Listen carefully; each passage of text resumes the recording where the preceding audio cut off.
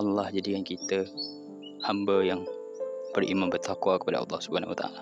Allah masih kurniakan lagi kita nikmat Islam, iman, ihsan. Mudah-mudahan kita terus bertakwa kepada Allah Subhanahu Wa Taala. Ingat perintah Allah, yang dilarang jangan dibuat, yang diperintahkan wajib kita taati. Dan satu kisah tentang tafsir surah Ad-Duha.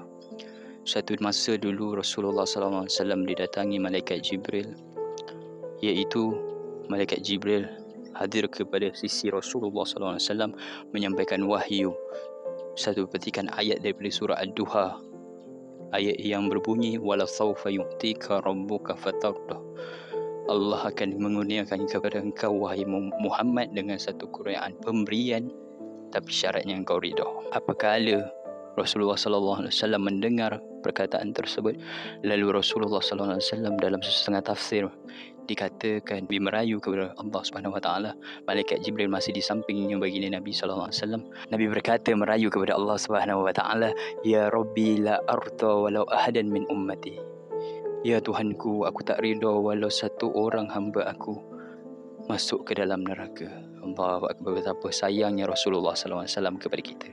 Betapa sayangnya baginda Nabi SAW kepada kita, sehingga Rasulullah tak reda walau satu orang umat aku masuk ke dalam neraka.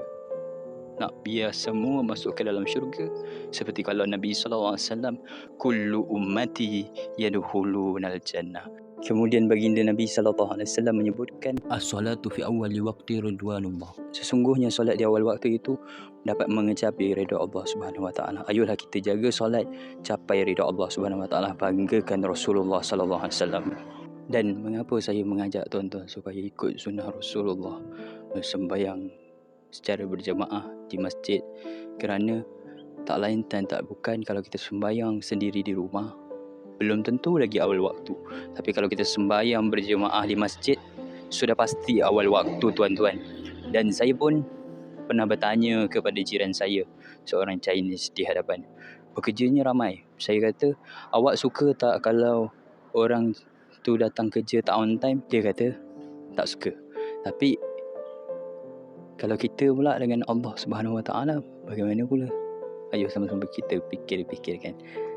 Betul. Jadi oleh kerana Rasulullah menyebutkan seperti ini, ayo kita sama-sama bantu diri kita untuk meraih keredaan Nabi SAW tersebut, insya-Allah. Biar sedikit tapi berkesan.